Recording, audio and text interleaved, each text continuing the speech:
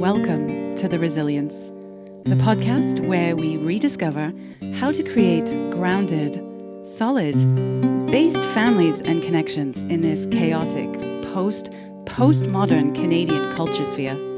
I'm your host, Melanie Bennett. I had the pleasure of sitting down for a chat with Shannon Boschy. He's been actively fighting back against gender ideology and the woke takeover of our institutions for over 2 years now, and I have a lot of time for him. You might know him under his pen name, Shannon B Douglas. In this episode, we go down multiple rabbit holes from the lies of anti-racism and the death of Richard Bilkstow, spirituality, hermeticism, Gnosticism, dysfunctional family dynamics, and how to build effective coalitions. Oh, and my favorite, gender ideology. If you want to know more about Shannon, please go to his website, parentsrightsdoa.ca. I mean, at the pub, we talked about all kinds of stuff. We talked about what's going on with gender ideology, of course, because that's the core of that brought us and so many other people together. We talked about alchemy and Gnosticism. We talked about narcissism and sort of the psychological abuse patterns that we're seeing at scale. What else did we talk about? Organizing a national conference. Yep. Oh yeah. Because at some point, I mean, we're getting to that place, I think, across the country with so many different groups. I learned that in New Brunswick now there's a group of more than 1,000 parents that have come together around Policy 713 in New Brunswick. And there's a similar size group in Prince Edward Island pushing back against this stuff. And we've got stuff happening from coast to coast and all these different organizations and objectives. Well, did you know Linda Stone, who is the trustee who was removed from the Durham board? She came onto my space last week, bless her, and she was describing that in Durham region, there's also thousands of parents gathering for that. So, yeah, thousands. That's the interesting thing. It's often groups of thousands of people who are going, this is not cool. Something's going on. Yeah. Did you read Chanel Fall's new piece on her Substack? I had a peek. I did not read it in its entirety, I must admit. I mean, her and I are good friends in this work that we're doing. And we ran for school trustee together last year here in Ottawa. And Chanel seems to have niched in on exposing materials that are being handed out in classrooms from, social justice and race ideology and gender ideology. And she did a piece about a Alberta school that brought in an external LGBTQI rainbow consultant to train all the teachers and expose the nonsense. You don't have to dig very far in these things to see just what an incredible lack of foundation they have in reality. And people are catching on. And I think she wrote it, likely she wrote it before we learned about Richard Bilkstow's death. But she was also noting in this piece as she was, critiquing this training that no one in the training, no teacher can say anything about this. You can't question it. You can't express reservations. Maybe for people who are unfamiliar, what's the story with Richard Bilkstow? Richard Bilkstow was a principal in the Toronto District School Board, and he made national and international news in the last couple of weeks because of following a severe harassment in a professional development and training session with 200 of his peers. He faced allegations of whiteness and white supremacy and him and his whiteness. Pardon me? To tell a black woman that she may be wrong about something. Right.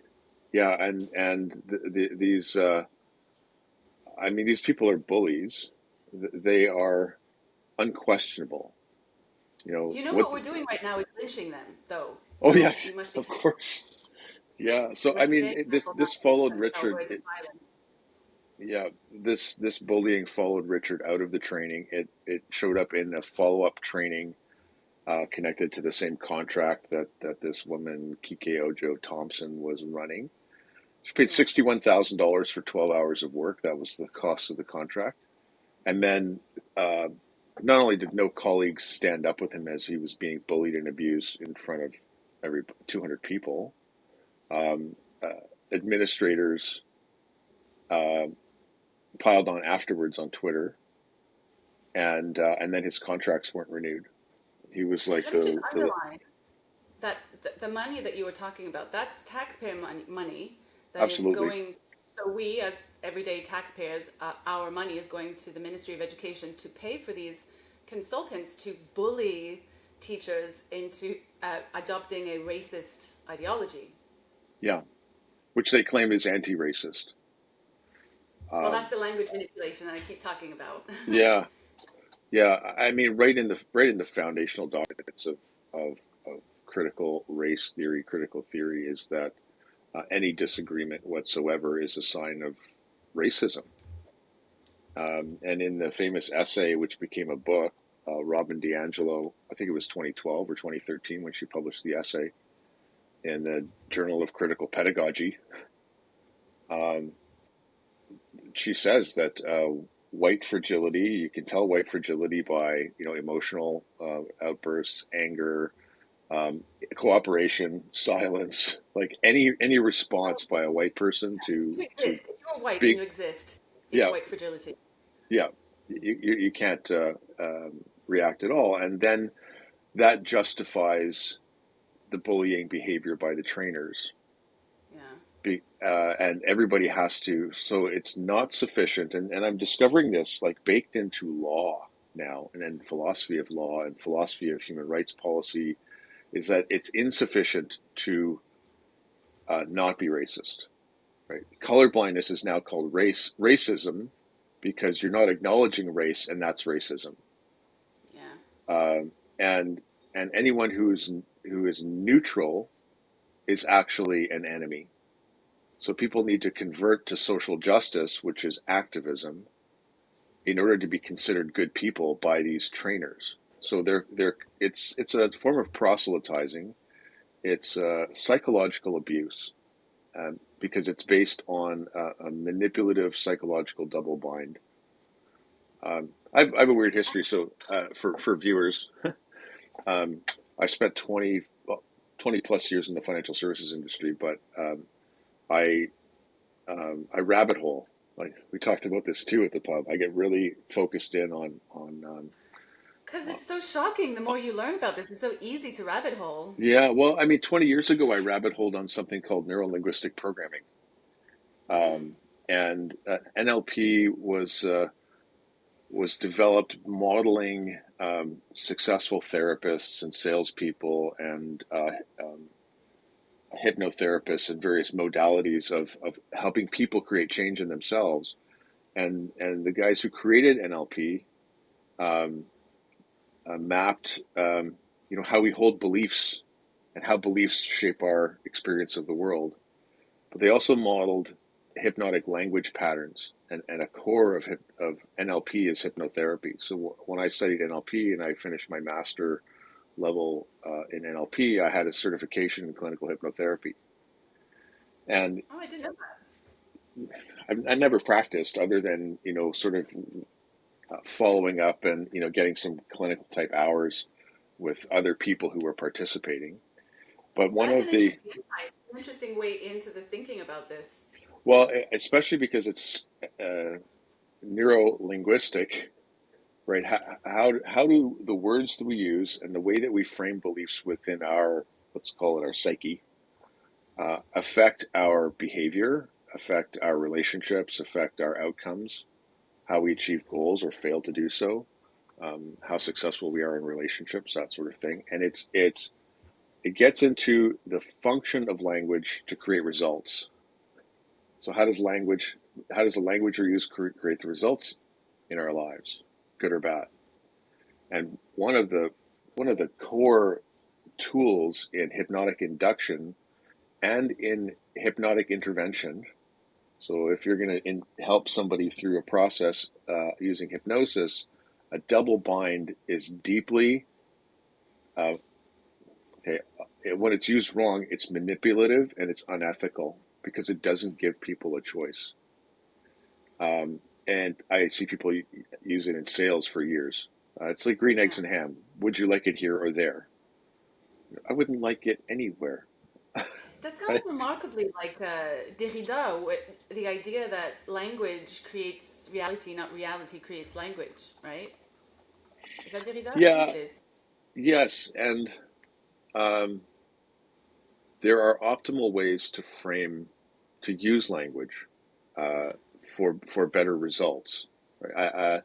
The idea, the new age idea, and this postmodernist idea that words create reality it's a little far, but they do shape it. Um, who did I see recently was talking about? Oh, I was listening to Jonathan Haidt and his latest book. Um, gosh, and the title's going to escape me. But he was talking about his son and the difference in response you get from saying you have to do something and you can do something. You have to go to bed Is now. it ought? Resistance. Is it ought to be and is the difference between the two? Yeah. Well, people want the language differently, right? And we'll probably sidebar into some of this, um, coercion and coalition versus coercion at Yeah. some point in our conversation. When people are pushed to do something, you get resistance. Uh, and I've spent 20 plus years in sales, and and we're starting this project with my work where we want to invite people to participate in a special pilot project that we're doing. Um, Now, inviting somebody to participate is different than saying you have to do this or I'm going to tell you what to do, and it moves the locus of control between parties, right? When someone uses a double bind, the double bind of anti-racism is you have to be anti-racist or you're racist. So you have to do what we tell you. Yeah. It's authoritarian and it's psychologically abusive and manipulative Yeah. because it takes away all choice. Yeah. And and when you People do catch that on in to that front of a, pretty quickly. You know, pardon me, people catch on to that pretty quickly too. they do. But when you add this layer in social psychology, they call it social proof. So in Richard's case, he's in front of a group of his peers, and he's getting roped into a double bind. The noose is tightening on him. He has no choices here. There's no good choices for him. Yeah. And then you get social proof where people aren't standing up with him, and it's concretizing the double bind, uh, and it's creating incredibly undue and damaging psychological uh, experience. So in simple terms, would that be sort of like, sorry, there's a storm brewing. Would that be sort of like, when you're, so we think about things before going to sleep or whatever during the day, we mull over whatever happens to us, and if you feel stuck, so, you want to express something, you feel that it's the right thing to express, but you're being told that you're this horrible thing, and all these other people seem to be also corroborating that. These people that you thought you respected and respected you, and you start questioning your reality and whether this is in fact true, and maybe you are this horrible person, but I don't think I'm this horrible, and they're creating this sort of difficult storm in the mind to be able Yeah. to unpick reality from non-reality or somebody else's. I don't know if I'm describing this very well. I was just trying to Yeah, reframe it. and the simple language is you're damned if you do and you're damned if you don't. Yeah. In the case of anti-racism, you have to accept the lie of anti-racism, which is that we live in a systemically white supremacist society, which is it's a lie. Yes. That's your one option. Your other option is to say something, and so you can accept the lie and begin to live the lie, conscripted and molded into the cult of anti-racism, or you can stand up and say something about it and face public shaming, humiliation, accusations. Can impact your job. You might, lose your livelihood. Richard, after 23 years of stellar um, contribution to the students of the Toronto District School Board, is all of a sudden tarnished, and his contracts aren't renewed, and his livelihood is impacted. Um, and he's accused of being a bad person, and he was standing in and believing and living in the truth. And it takes incredible courage to do that, but it's also a tremendous weight. Yeah. Um, and I had the privilege of. Underline, like, he had a lot of support too. Like, yes, he had detractors, but he also had a lot of support. And you imagine a lot of people, a lot of teachers too, may not have that support, and and that would make it a lot more difficult. So if it was difficult for Richard when there were people in his life that agreed with his position and supported that, and that still happened, imagine what it's like for people who don't have that at all. Like Yeah. that's difficult. Yes, absolutely. And it's a question both you and I and everyone else who is standing up against this has had to face themselves. People who are speaking publicly. Um, we've had to evaluate our circumstances. In one case, I know a social worker who's a therapist. Um, you know, built herself another stream of income, like as a landing pad, because she knew that as she started to speak up in the institution that she was in, she was going to lose. She was going to be And that's forced what out. Jordan Peterson did, didn't he? He said that if you're afraid of being cancelled but you want to speak the truth, make yourself uncancelable and then speak Yeah, the truth. So that's what it sounds like. yeah. And Richard, did to some extent he did that as well. And I was fortunate to meet him a couple of times. I'm a member of a couple of organizations that he was also a member of. So we had some roundtable discussions. We had a fairly big conversation after an event one night, and I had a ton of respect for him. We disagreed about a bunch of stuff, but in spite of him thinking that my platform for school trustee was too far right, we Yeah. shared a lot more in common than we had differences about. Um, and he So had, I didn't get to speak to him, but I heard him speak when I went to the Woke Temple, and he seemed like a very gentle, caring individual. Like he was not in any way an abusive, racist who is intended on lynching black people. Like that's not at all how he came across. yeah, and that's part of the lie of this really despicable ideology. It's manipulative and controlling, and it's a false reality. You have to participate in the lie in order to. Now, I mean, there tapes came out where Kike was saying basically, like, if you follow this, you're going to get advancement, and if you don't, you might be shown the door, right? So you either get on board with this, or you're going to get your career's going to be undermined. And she's Well, saying that he explicitly. said you will lose your job. Like specifically, if you do not get on board, you will lose your job. Mhm. Like that's a Yeah, threat. That's a threat. these things, this social justice ideology, gender ideology, is baked with implicit and explicit threats. You either get on board or you will be destroyed. And I spent my year this year I rabbit holed on totalitarianism. And so I read a number of different books. Um, a guy named Timothy Snyder, who's been talking about totalitarianism. He's a professor in the States and well known for it. But reading people like Václav Havel, the former prime minister of Czechoslovakia, he was a dissident in the 60s. His notion was that, a totalitarian state, there's a totalitarian state where there's a dictator who controls everything, and then there's a post-totalitarian state where everybody lies about everything all the time. So And what's and the the let's clarify? What's the difference between I don't know authoritarianism and totalitarianism and tyranny? Are there distinctions? there's probably distinctions, but but maybe not important What, for this conversation. I don't know. my big learning this year, and I first heard it from Jordan Peterson in February when he was in Ottawa, was that very thing, that a totalitarian state is a circumstance where everybody lies about everything all the time, and you can't deviate from the lie. You're trapped in it. The lie is what structures the institutions, structures the workplaces, structures family and social life. And if you don't go along with the lie, then you're ostracized. And that What does that ostracism, sound like? Yeah.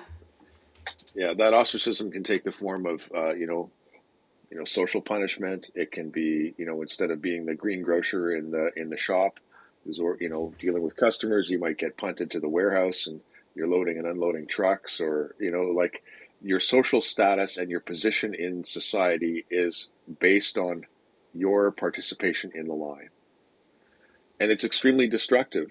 Um, Reading another book right now called Political Ponerology, which is by a psychiatrist from Poland, and he was studying psychiatry as the communists were coming in and taking over, and basically the lie of merit, or let's say the lie that your participation in the totalitarian system gives you status versus merit. And he had a professor, so-called professor, come in who was appointed to their job because of the equivalent of equity in the day, communist positioning. I was going to say, that sounds remarkably like communism to me, right? Participation in the narrative is how you get ahead. That's Yeah, that's exactly what it sounds like. yeah. This it's really hard to put words on this, right? We look back and we say, okay, the Russians were communists, but were like, did they actually embody true communism? Of course not. It was more of a totalitarian system where, Communism. yeah, where we had stratified authority and then everybody else, um, and and it purges the system of competence, integrity, um, you know, uh, and makes everybody within the system purified and compliant. And so the system becomes corrupted. I really, really believe, after reading several books on this year, some heady ones, like, I read 5 pages at a time and then think about them for a few days, um, that the school system, the education system across the country is so captured and poisoned by these big lies that it is, the people who live and work in that system are living a life similar to living in Poland or Czechoslovakia behind the Iron Curtain. You don't So know, that, sorry. like, it's not just in trainings, right? Like, these people in trainings are trained to seek out racism and to spot racism, problematize the world, right? So you get zealots within the system, and it might only be 4 or 5, 6% of the population, but they're running around and they're self-appointed um, thought police. Um, uh, what's the name of the Harry Potter professor? Madame Umbridge. McGonagall? Oh yeah. Madame Umbridge, right? She's the real nasty enforcer, who's seeking out the people who are actually trying to speak the truth, Yeah. and punishing them quite viciously and sadistically. And there are people within the system just like that, and so you've got to walk around eggshells because the human resources, um, and now the DEI bureaucracy. So since 2014, It's like across Can covert control. yeah, since 2014, these DEI people positions have been created within the school system all across Canada. They're the thought police, essentially, the STAT, or the apparatchik, or the commissars, or whatever you want to call them. They are communist or totalitarian enforcers. If you don't participate in the lie, they will come after you. And the structures of anti-racism, or these three big lies that are in the system, um, are baked into the policies, so that, like, Jim McMurtry, the teacher in I think Abbotsford, BC, Yeah. um, or Langley, um, who I've talked to a bunch of times. He's a truly a gentle man. Um, Yeah, he's going to you talk know, to me on Monday. Oh, terrific. Yeah, a Um, PhD and a 40-year teacher, and he had in his graduate work, he studied Indigenous history in Canada. So he's an yeah. expert in the field. And when he spoke truthfully about the claims of mass graves, he was frog marched out of the school, right? And the entire enforcement structure, Amy Ham is dealing with the same thing in the nurses uh, with her licensing body in British Columbia, where they basically set up a witch trial and they're Yeah. dragging it out. It's going to be 20 plus days by the time the trial is done and having dragged out for 4 or 5 years. And let me just say that for people like me, so I'm fairly new. I woke up fairly recently, a year and a half, so it's fairly recent. And when I did when I read about when I came into contact with these ideas that some people were denying the situation. I also, it's very effective, this messaging, because I also thought, oh, that's terrible, these, Holocaust deniers and stuff like that.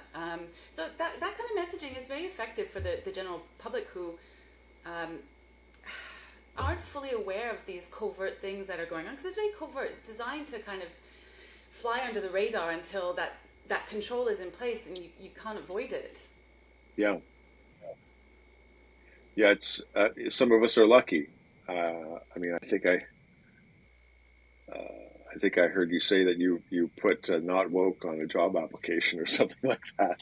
Well, And my that's work a environment story. is I didn't do that on my job application. That was somebody in Australia, but I saw it, and very recently I was interviewing for jobs, and I thought, okay, I need to be uncancelable, right? I'm already uncancelable with my current employer, but I just need a different one. And so at the interview, straight up, I said, look, before we start, I'm going to have to explain, how do you feel about the word woke? And they were like very confused. And I explained myself. I said, look, I do this in my spare time. These are the values that I have.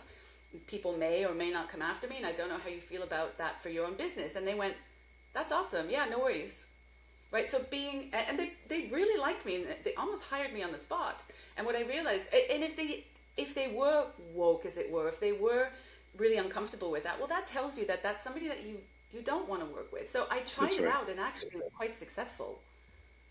Yeah. There's a market for not woke people. Yes. And and there are still some bastions where this social justice hasn't completely taken over, right? Yes. Small and It's medium not business. education. This industry. It's not education. It's not corporate, right?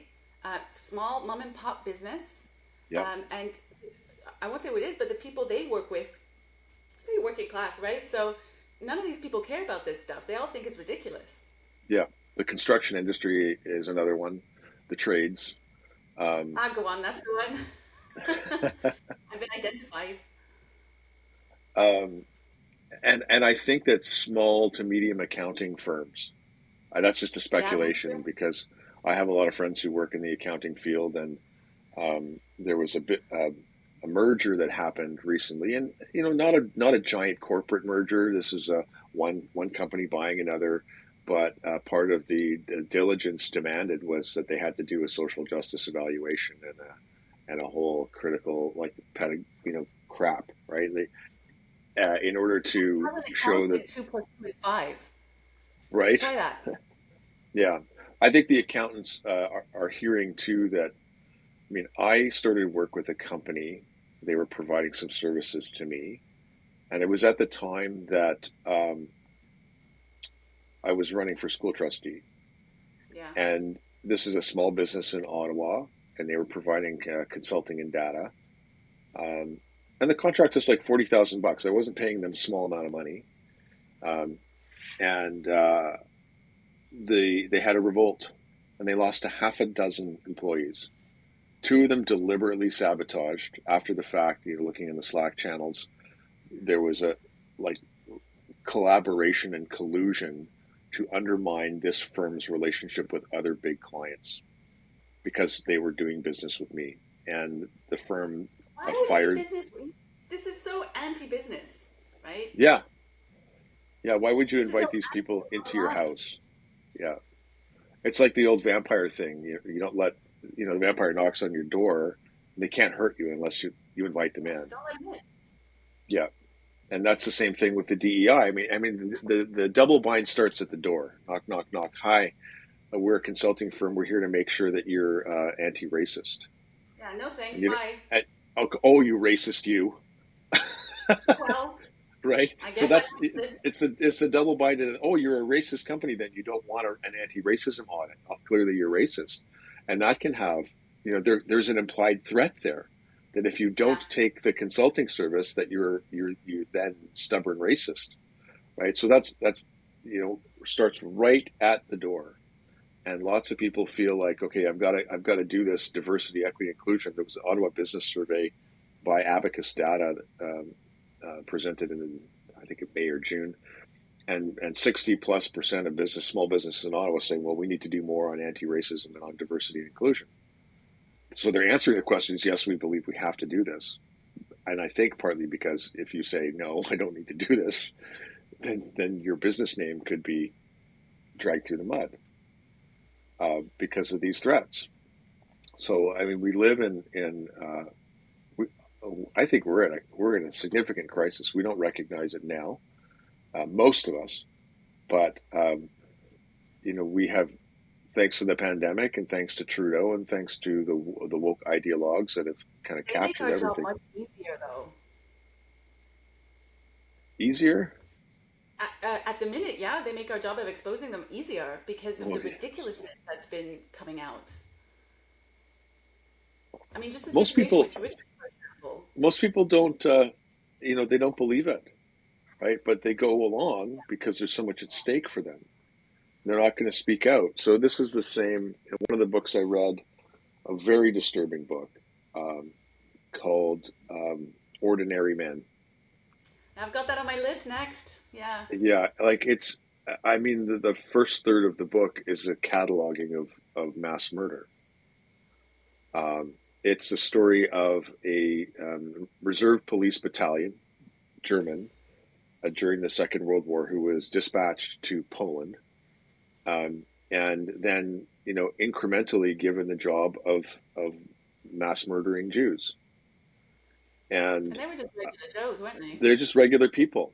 And what in the latter parts of the book, the writer kind of unpacks what were the psychological factors, and how was this distributed within the population.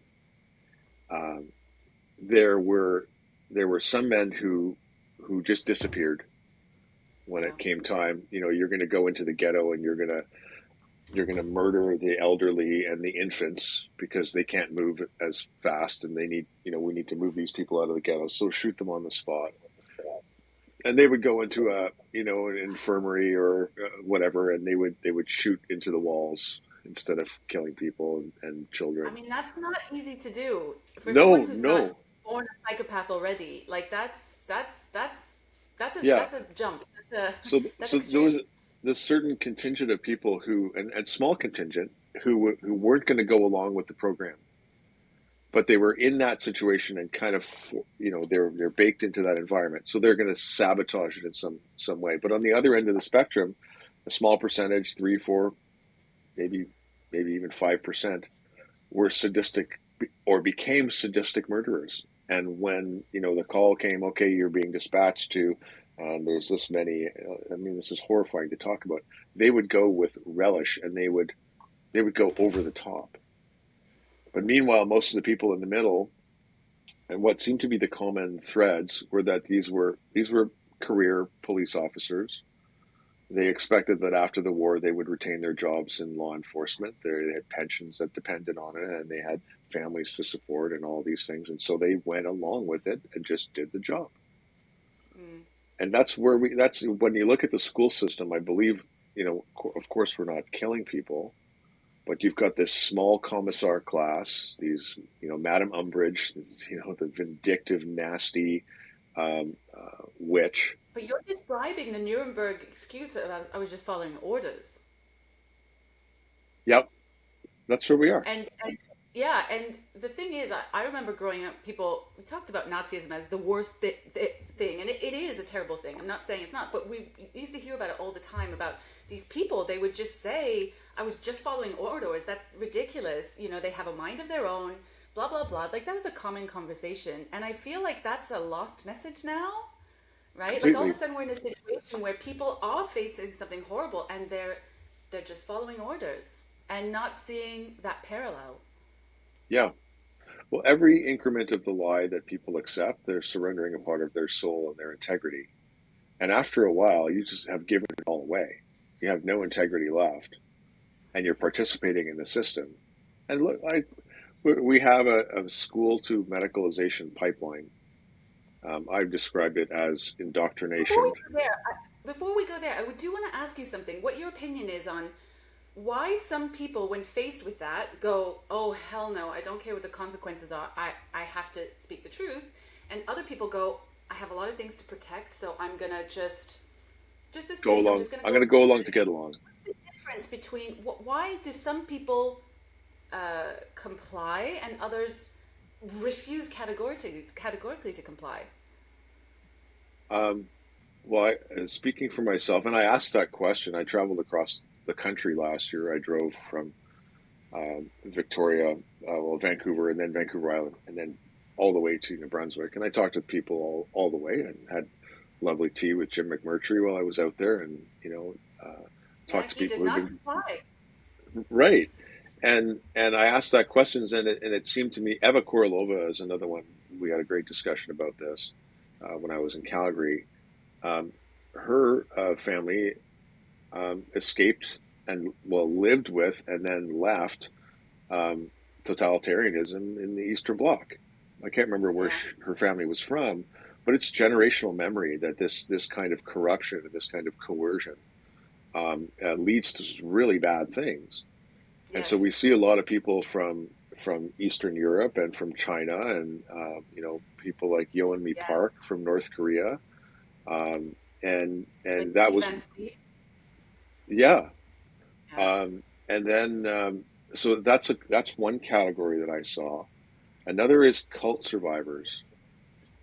So people don't widely know that Billboard Chris escaped Scientology. Yeah. Yeah, and Scientology is a coercive cult. And other people who have left cults recognize the patterns of this. Um, and I mean, if you want to look into the cultiness of this, um, Yeah. Michelle Alava, who we both know, she's a detransitioner in Toronto, did an incredible long analysis of the cult coercion on Tumblr that she experienced.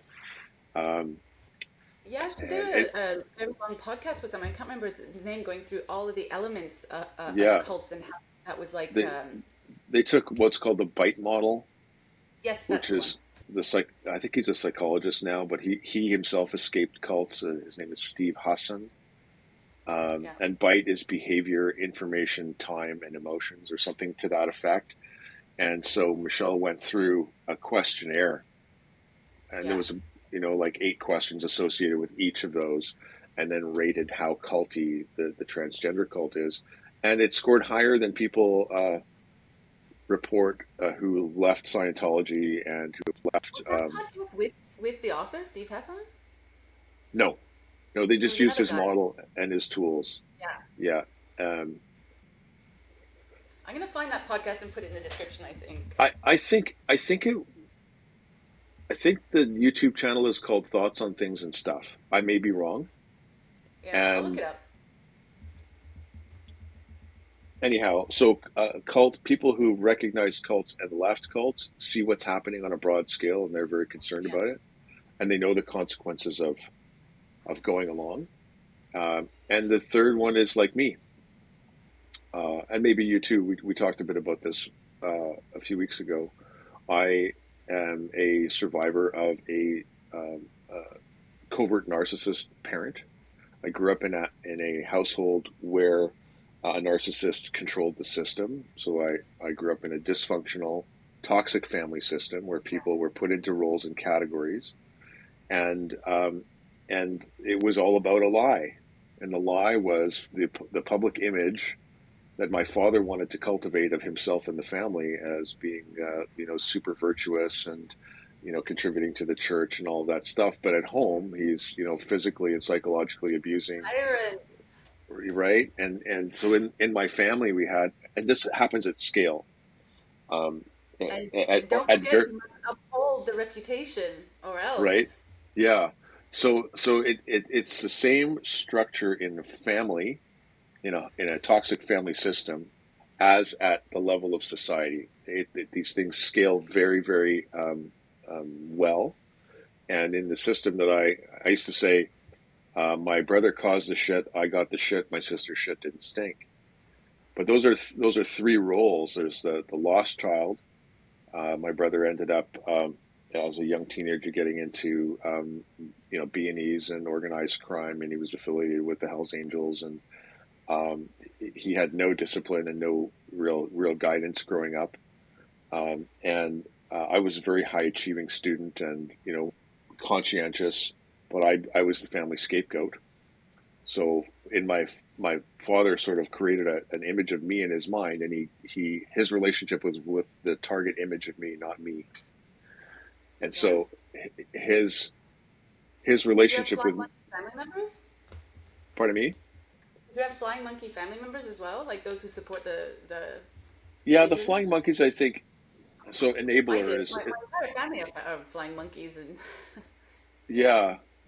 Um, I mean, my mom was part of the abusive system as an enabler, but she was also very subversive, um, in terms of yeah, well, they have to survive too. protecting me, right? And yeah, you're right. She had to survive as well. And then my sister was the golden child, so she was also tremendously smart, conscientious individual, but treated very, very differently than I was. And so, and part of my role, because of what I saw as this disconnection from reality, and I was getting assigned all kinds of responsibility and beaten for it, and emotional and psychological abuse and all the stuff that's projected on us. I squawked, right? I was a whistleblower, and I was a threat to the narcissist because I would stand up and Yeah, say, you and I are that's so not similar. true. Yeah, I was also not in my personality not able to not call it out, but obviously that causes a lot of problems for you. But yeah, I was very very similar to that myself. Yeah. Makes you very unpopular. Yes, yes, and so the narcissist uses smear tactics and reputational destruction, and Oh and yeah. solicits some of the flying monkeys, and some of those flying monkeys were, for example, the pastor at my church. So my dad spun a whole narrative with the pastor of the church about me as a problem child and all this, when that was just his way of undermining my credibility to be able to Yeah, blow the you whistle. when you talk about this stuff, it's so funny because it's like they're different individuals in these roles. You're describing my entire childhood and upbringing. Yeah, I So think I'm also similar. describing, what happened to Richard Bilkstow, because he was that whistleblower. He was the one who's willing to Yes. stand up and speak the truth teller. Yes. But what happens to the truth teller is they're also the target, and they become the scapegoat, for it, the liars, as a way to cover their own lies. They project their stuff onto their targets, and then they mobilize all the Yeah, flying don't look at me. It's all him. Yeah, it's all him. Look at him. It's all he's the bad one. That person there, yeah, nothing to do with us. yeah, yeah. So that, unfortunately, it scales. And I alluded to the vampire a bit earlier. Um, I really, really believe that the vampire myth, the core of the vampire story, is about exactly what we're talking about. That's Um, interesting. I think that, well, what kills a vampire besides garlic? Like sunlight, right? The Well, light letting is, them in is like accepting what they're saying, right? Letting them yeah. into your psyche. And then as you let them in, they're hypnotic. They weave this story, right? They'll often play the victims. They're They're very charming. seductive. Exactly. And they've got this field around them, and they come in, and they don't start destruction right away. They take a little bite, right? And as they take a bite, they start, their victim has the life and their personality drain out of them as they move towards becoming a That's the vampire, right? narcissistic eyes, your lifeblood. That's right. Yeah, That's a 100%. really interesting metaphor. And we tell stories like that for a reason, right? Like humans are storytelling creatures, and these legends that date back about these predators um, that surface and take control in societies, communities from time to time. Um, you know, once Dracula has control of the whole village, or is taking too many victims, what happens? Well, the Everybody's villagers have terrorized. everyone's terrorized, but eventually the villagers get to the point where they get the torches and they get the pitchforks and they march up the ramparts, and they're going to go, and they're and the way to take this down is to kill the head vampire, right? Is to shine the light on the lies, and to I mean, when people were believed to be vampires, or maybe they were these really toxic, narcissistic people who had influence and control in their communities or villages or body politic or whatever. Well, Like the vampire people, is always extremely powerful.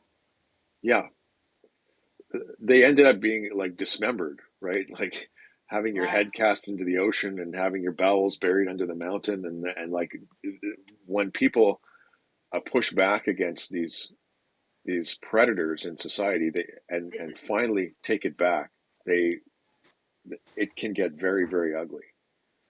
Um, and anyhow, Let me so think of something. Oh, finish. Sorry. part of like I really believe like that part of my, let's call it, my collection or my constellation of archetypes or personality traits is the recalcitrant whistleblower. Like I'm sorry that like my bullshit detector is Me on high too. I alert. have an inability to just. I have no diplomacy because of this. I have an inability to just be quiet. I forgot to plug in my computer. We're gonna have to pause this. Plug it in, and we're gonna have to we're gonna have to come back. Is that all right? Yeah, Yeah, I had a thought while we were paused that made me think. So there's like two in that narcissistic sort of constellation. There's like two ways of responding to it really when you're in it, and it's either speaking the truth and reacting in a sort of no, this is wrong and I can't accept it, or going, I don't want to cause trouble, I don't want anyone to be upset, so we'll just go along with this. And that's pretty much the only two results of that, right? So you and I must be in that yeah, category. yeah. When we see this stuff in the school system, we look at there's the scapegoats, and we've got the problem children who those are the people who are stubbornly racist or whatever. They need intervention, and you've got your flying monkeys, um, and you've got your bystanders. This is the other thing. Most people are bystanders, um, and they're gonna just, okay. I'm not gonna rock the boat. I'm gonna go along. Like I got to pay the bills. I don't want to deal with this disciplinary stuff that I know will come. And so people live in fear, Yeah. right? Um, and to what degree they know how serious their situation is or not is, or how fearful they are is an I open don't think question, I I don't think. think the people who stand by think that far ahead. They're just thinking about the comfort right now. That's just what I think. Yeah, yeah. And And that is a trap. I'm just going to say that is a trap because if you are only in those situations, right, when you have, let's just call it evil. We'll blanketly call it when there's evil creeping in. If you choose your comfort for the moment, you're just delaying. You're just delaying the horrible result later on and possibly making worse for yourself and people around you, and right? everybody else. Yeah. Yeah, yeah. I don't know what it's going to take, following Vilksto's death. There's an announcement. There was immediate pressure, and then there was an announcement to investigate uh, the causes and what contributed to it. Investigate. And then the education minister confirms, okay, we're going to continue with this important anti-racism training. Investigate. We know what the result is going to be. Yeah, the cynical part of me. Yeah, I'm also very cynical. You have to I understand, continue to have I'm cynical about all these things. politically speaking, very I cynical. Sorry. I have one of the things in abuse situations, and I lived this for a long time in my first marriage, is naive optimism, right? Like things are going to get better. Okay, well, we'll go to some counseling and we'll get through this, and she's going to change, and I'm doing work on myself, and it's going to get better. Yeah. And I think there's a lot of people, within the system, if we're talking about education, who are naively optimistic. Well, this is just the latest thing, and it's going to pass. And that can be easy to But do I'm if also you come from a background that has some kind of strife or evil in it. If you've not experienced it, I can understand why someone would say, it'll just pass, it'll be fine. yeah, and I perhaps, and I've had disagreements with Billboard Chris about this, and he talks openly about politicians in the Conservative Party right now. He doesn't think that anything is going to change when the Conservatives comes in. He may be wrong. I perhaps am naively optimistic that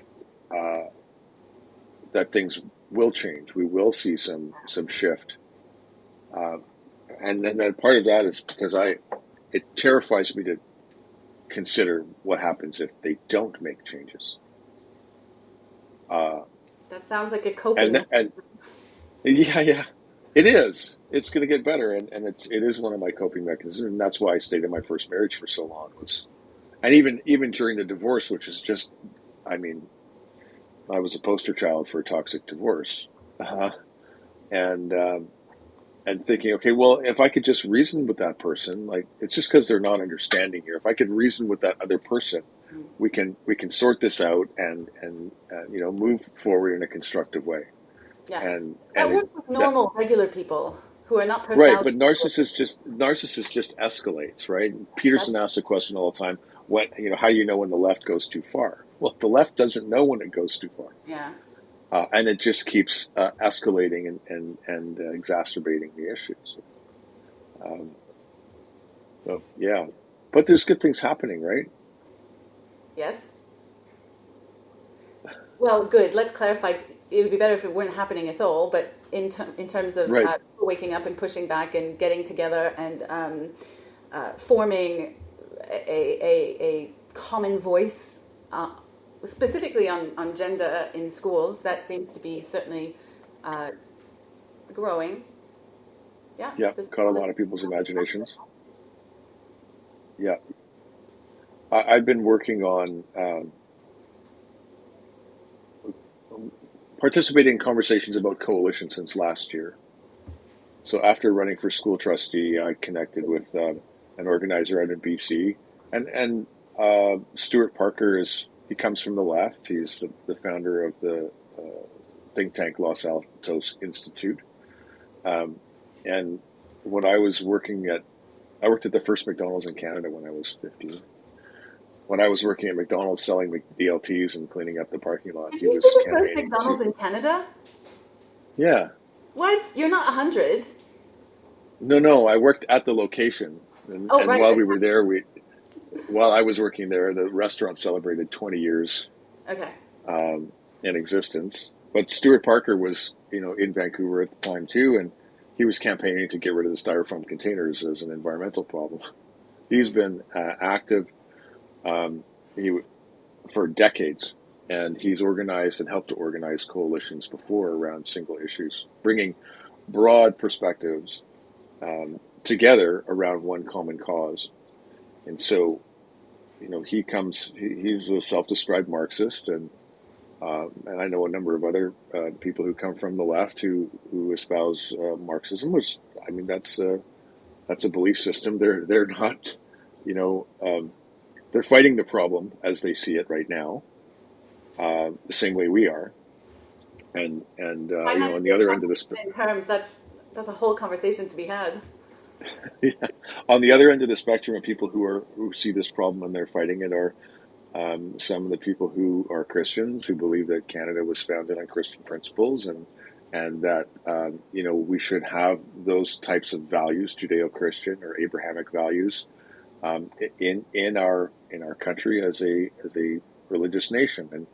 And both of those, if you kind of drill down in them, can be packaged and perceived as kind of scary.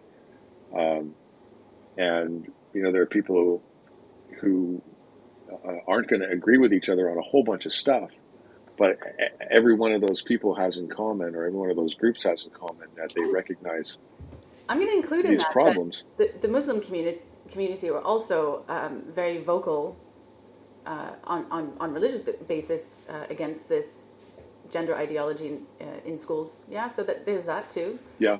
And then there's people who, whether they're conservative or left-leaning, centrist or whatever, just regular Joes, also groups of them, Yep. all There aligning are on the same overarching. there's radical feminists, Yes. and the radical feminists, if they knew what I went through during my divorce, would be calling me a men's rights activist. And like I had that label for a long time, trying to fight for my parental rights and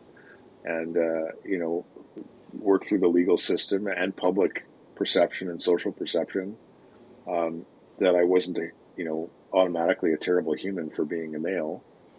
But there's groups who include radical feminists who are pushing back against this ideology the same way. We all, I believe it's a Muslim expression. It's the enemy of my enemy is my friend,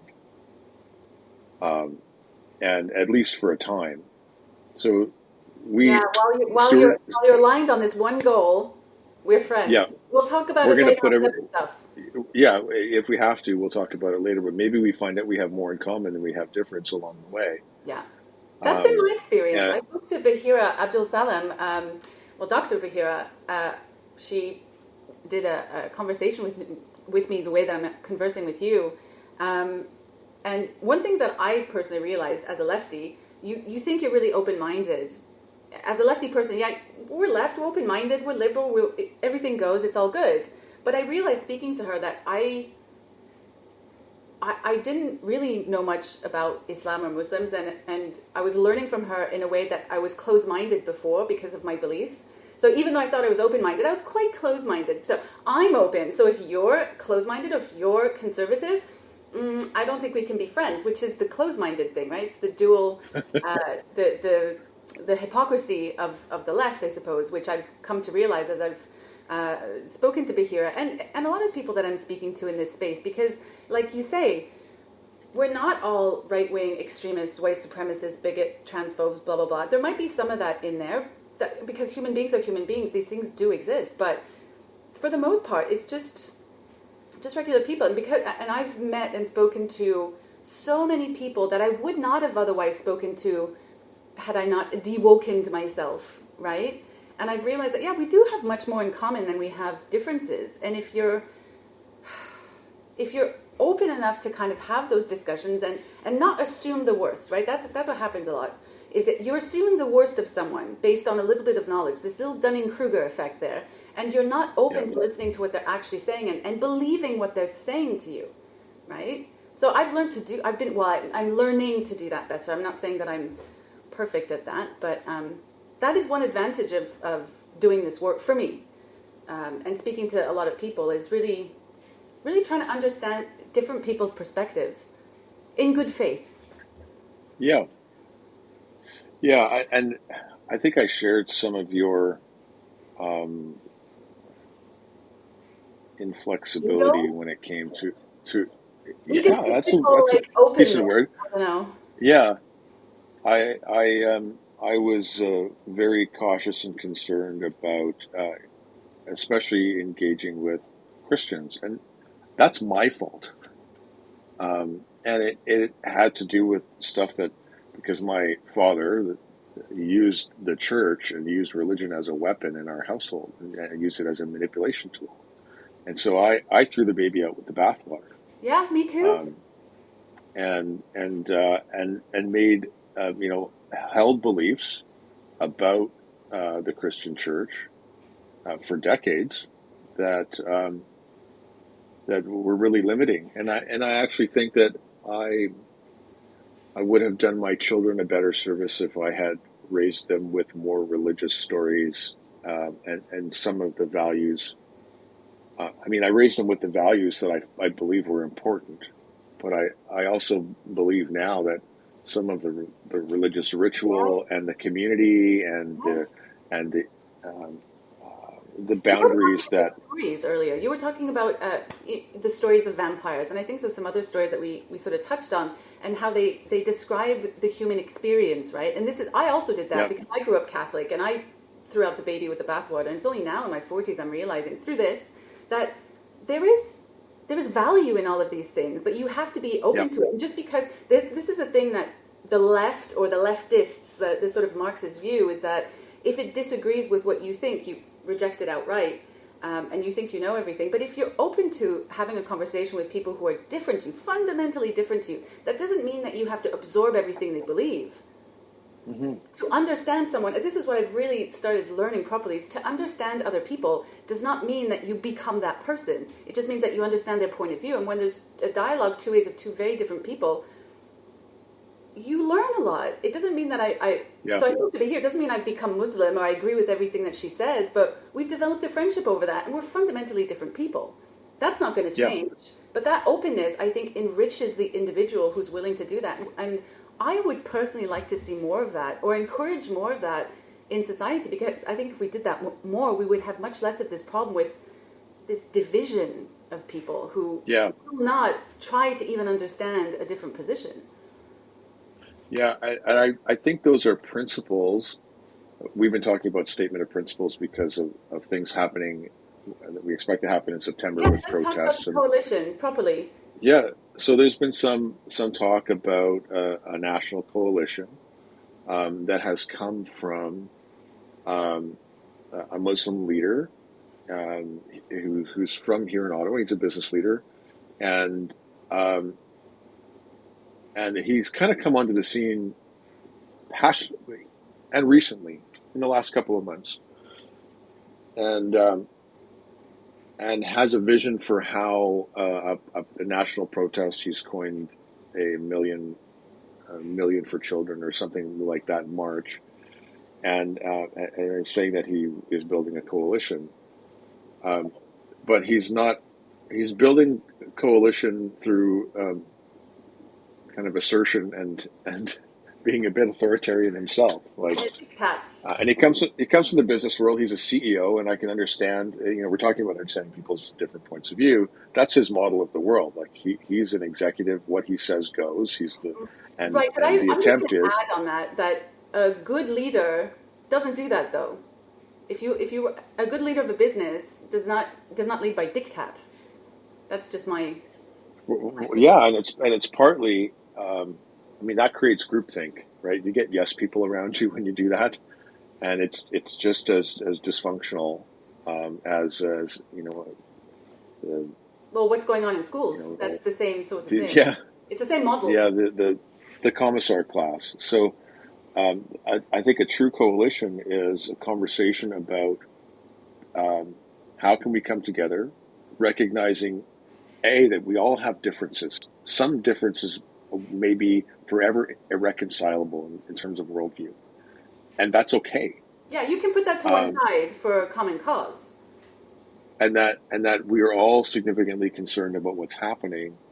And the model that we've been talking about since last year, and we've talked to leaders of groups all across the country, LGB Alliance chapter here in Canada, Our Duty, um, the Canadian Gender Report, people in BC, the Ronnie RH Media, Yeah, the SOGI anti-fragile International guys. Task Force. Yeah, there are parents groups forming. There are thousands of parents in New Brunswick that are coalescing around this issue. In Thousands of parents in Saskatchewan as PPI, well. Saskatchewan growing. Yeah, all across the country. It's an organic. It's a grassroots. It's coming up, and I really believe. And here's a model. Like we have this group in Ottawa, and I mean, I despise them.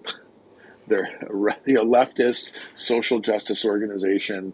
They traffic in lies and they use the tactics of abusing people when they can. Politicians and public figures. But when they put out a statement, they tried to cancel Jordan Peterson in the spring. We've got 30 organizations signed on to this statement that we condemn and we want to cancel and we're demanding and da da da da. And we're now at a position in Canada where if we can, develop relationships, build an advisory group of executives from these different organizations, be they parents groups, be they letter writing groups, be they groups like Lighthouse, which is an incubator for anti-woke efforts in different areas, right? We're a coalition that sells. Yeah, yeah. Lighthouse is a loose network of good friends who trust each Yeah. other, and we've met with common cause. We have different focuses. When I joined Lighthouse, I was basically purely focused on the gender issue. I have a much broader view now, thanks to some of the people within Lighthouse. Um, you know, some of them I can't name because they're operating, anonymously, but still making big contributions behind the scenes.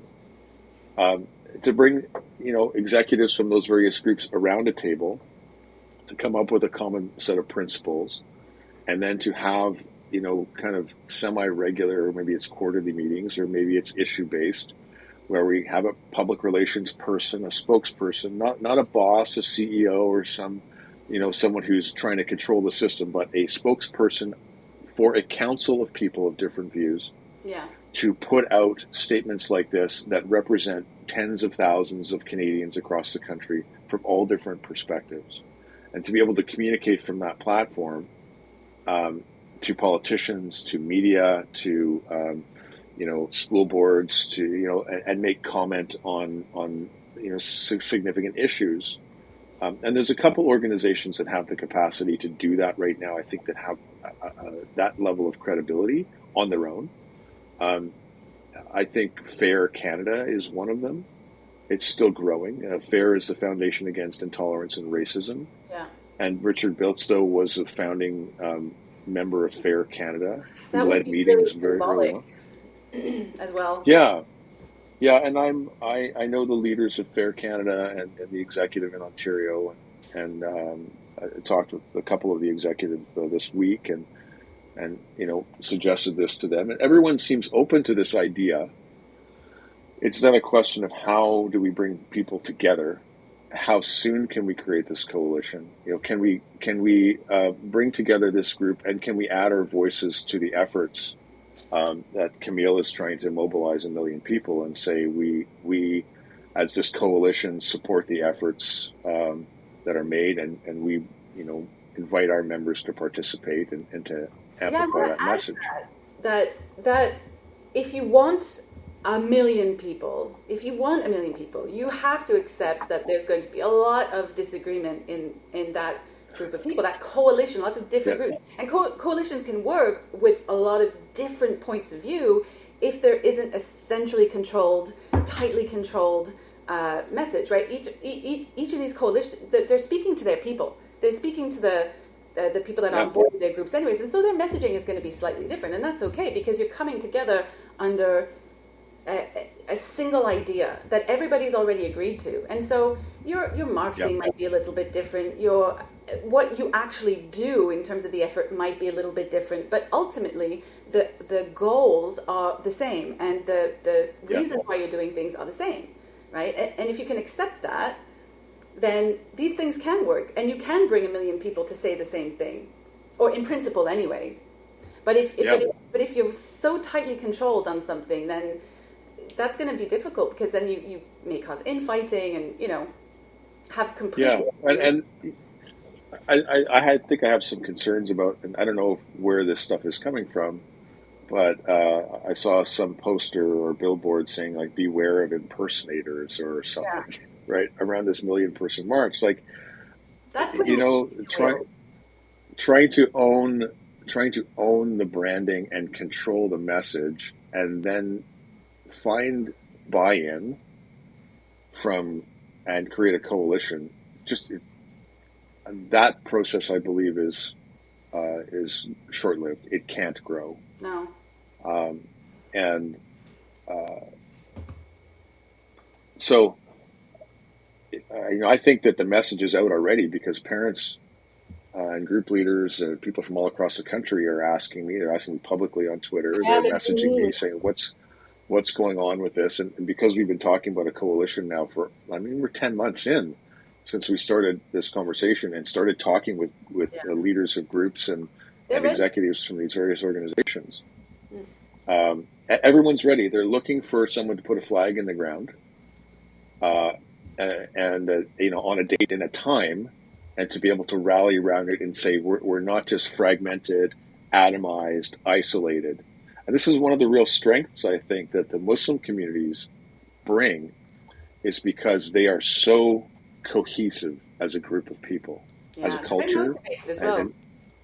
and yeah, and it's very hard to assail them,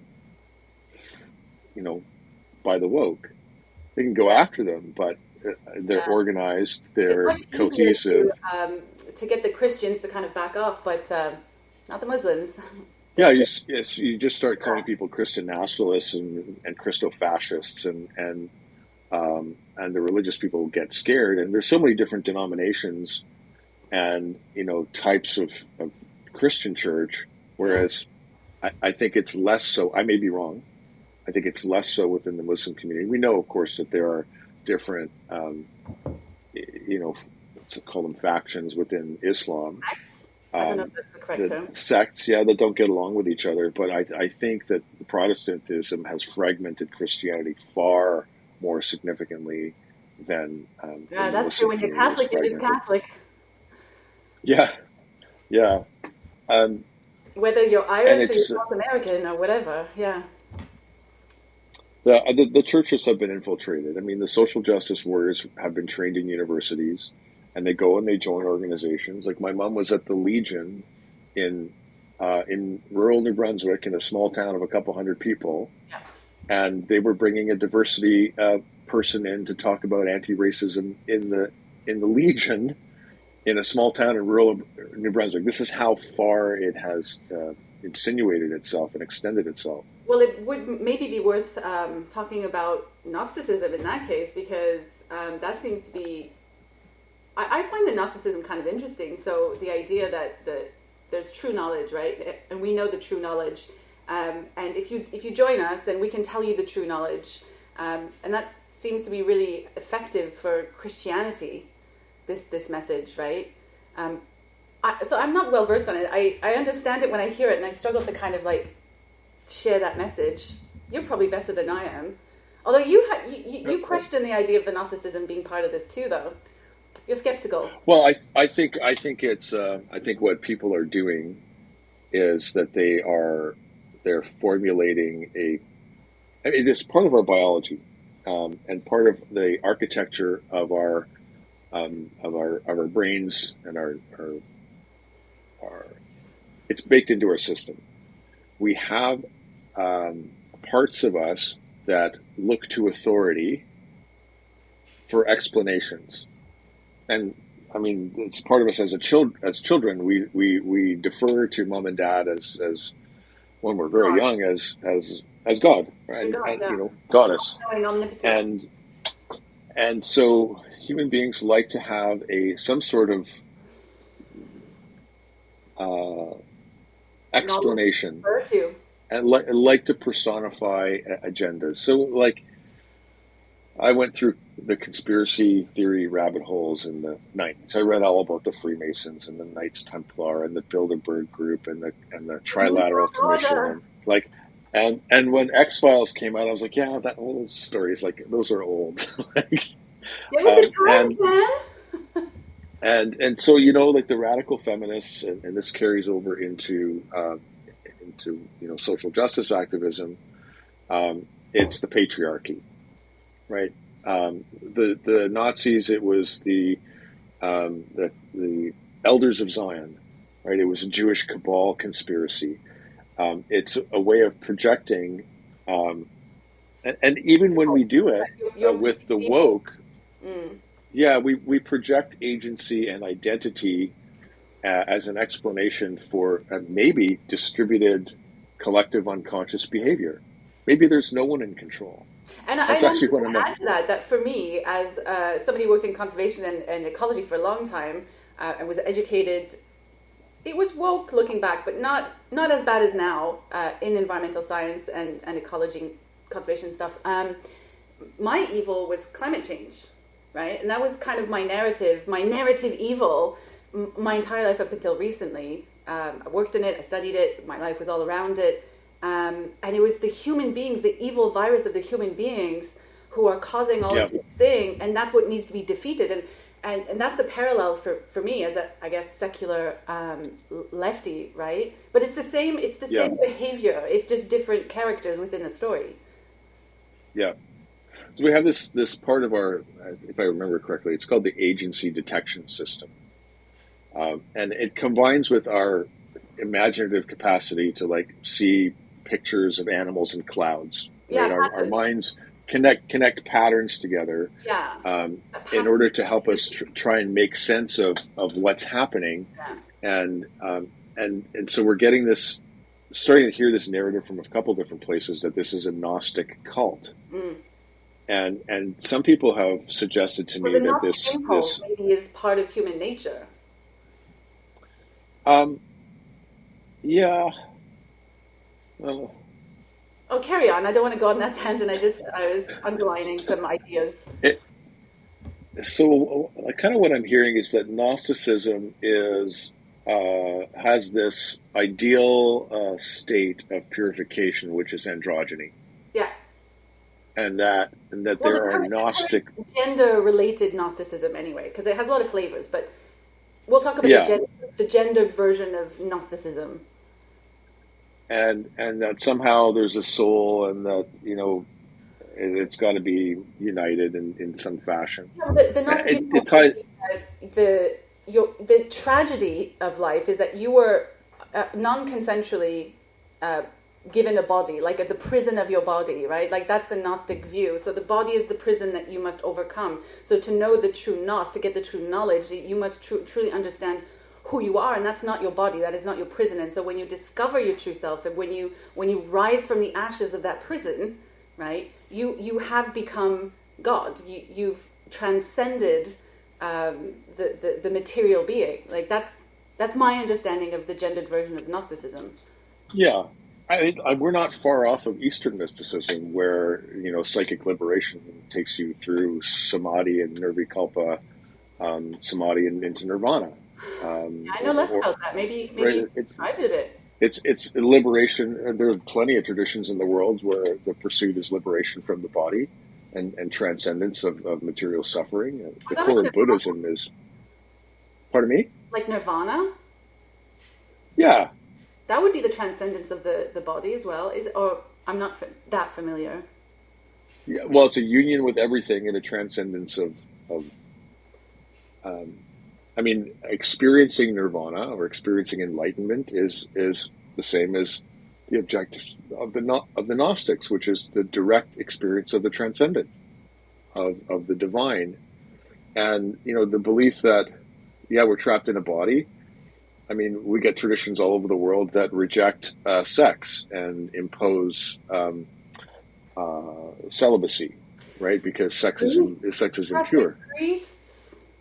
Catholic priests, but also Eastern mystics and yogis, and some of the Cathars and the mystical monks. Material being, right? Rejecting all those impulses that your body, the material body is flawed. It is dirty. It is. You can rise above that by sacrificing yourself, by rejecting the impulses, the biological impulses. I think there's parallels to this idea.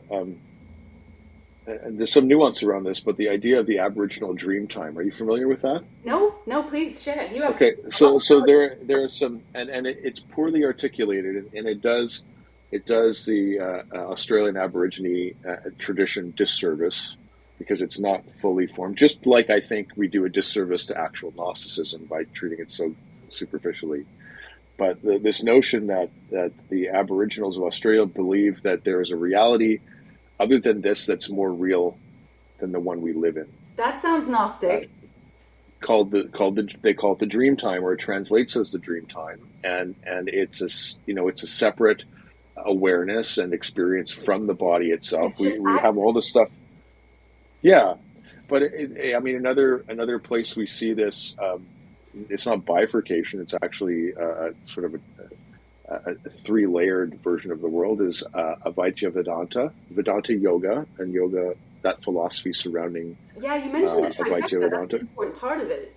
Yeah, so they have this notion, and the New Age spirituality borrowed Gnosticism, and they also borrowed from the East. And so we get this idea of, you may have heard, a subtle body. So in Advaita Vedanta, their cosmology is we have a gross body, a subtle body, and a causal body. Always in threes. And right, yeah. So it's not, so the gross body is the material body itself, Yeah.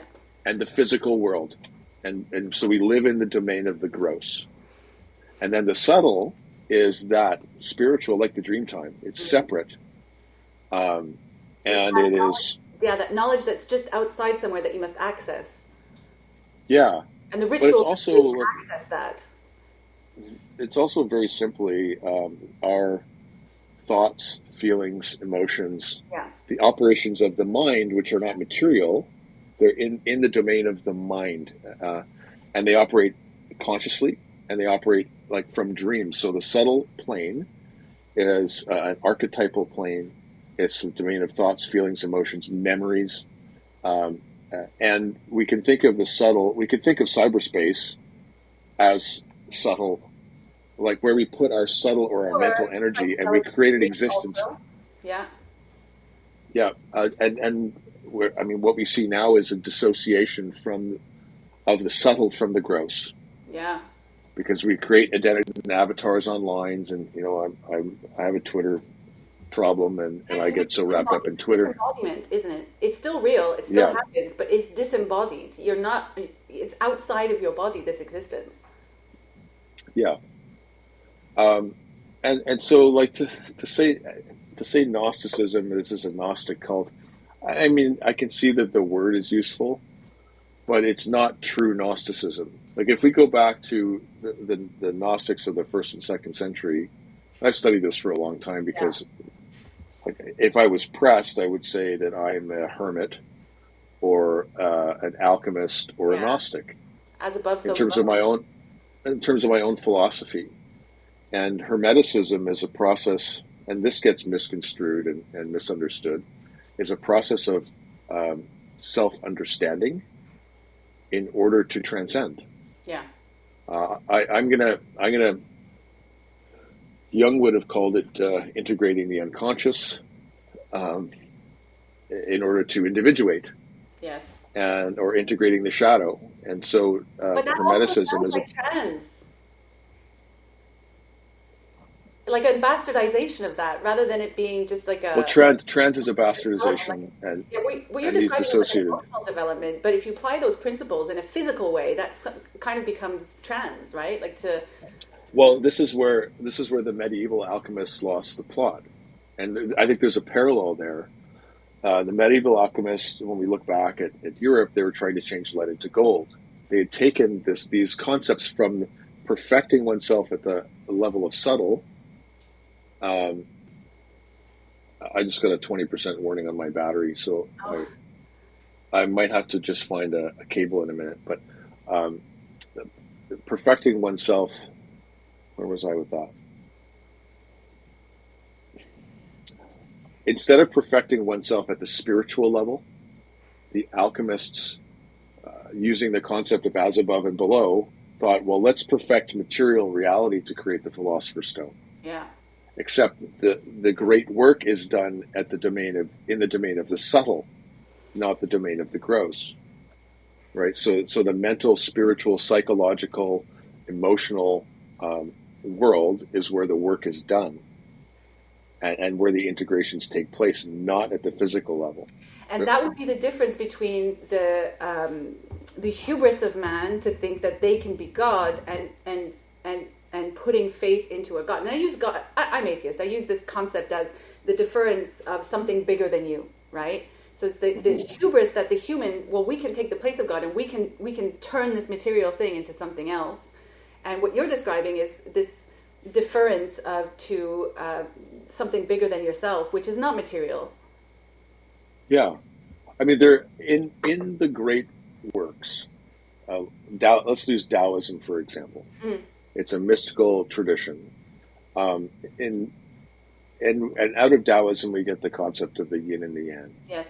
It's masculine and feminine principles, and each of us has within us masculine and feminine principles. And this is what in various types of language the indigenous people of North America believe.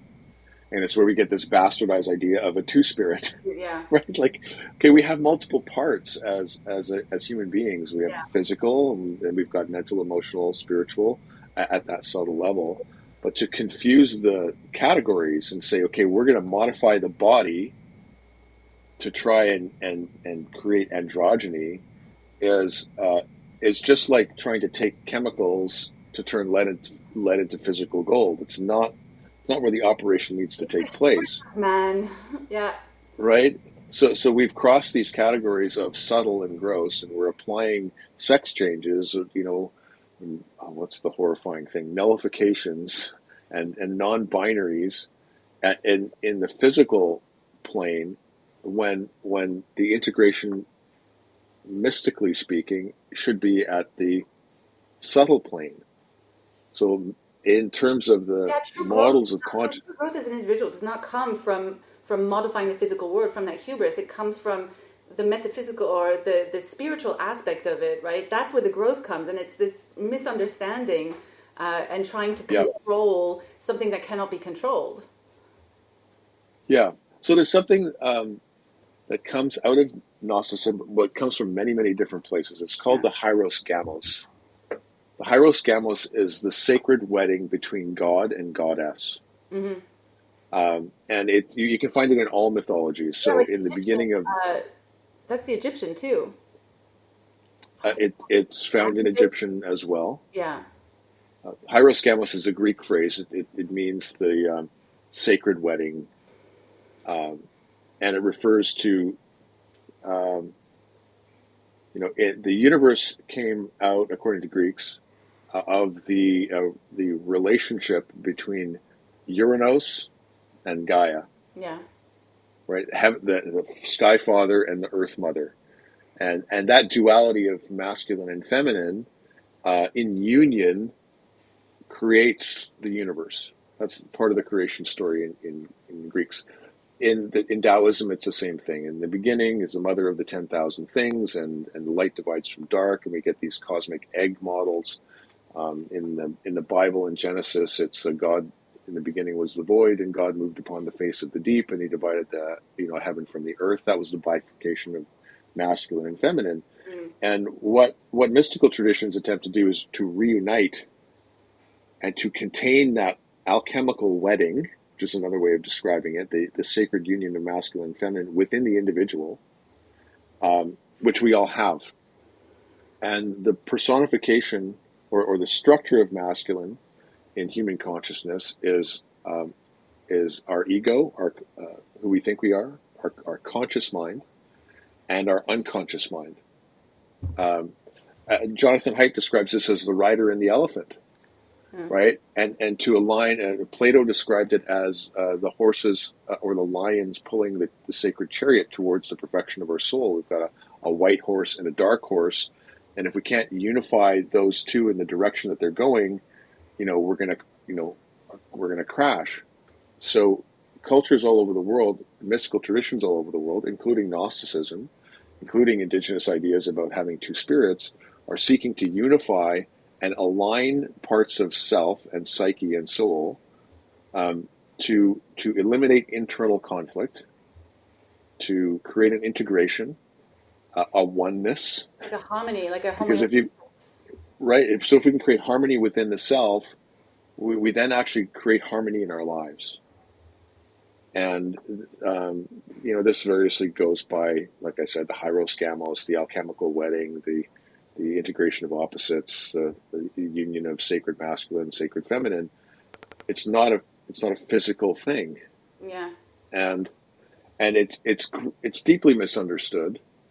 Um, a lot of in the West falls into the category of occultism. Yeah. So alchemy and things like the study of Kabbalah and the study of the four elements and all of these things is has been punted to the side between religion calling it evil and science calling it superstition. This psychology that's the birthright of human beings everywhere, that's passed through story and mystical practice generations upon generations, often mouth to ear, you know, um, Do you think is the lack of acceptance of these things, like, so I'm definitely not spiritual. There's because religion, there's less religion going on, but humans seem to have this need for it in one way or another, or some kind of like spiritual guidance or philosophy or something. That because we have less of it, there's this kind of bastardizations of this need into. So for trans, for example, instead of having that emotional development, right, accessing these things through the emotional development aspect of, I guess, the New Age ideas or the occult ideas or even the religious ideas, that it's turned inward into the alchemy, the physical side, because of that yeah, need for that spiritual we're stuff. misplacing it. Yeah, we're misplacing it and misunderstanding it. The instinct is there, Instinct, that's it. and we don't know how to act upon the instinct.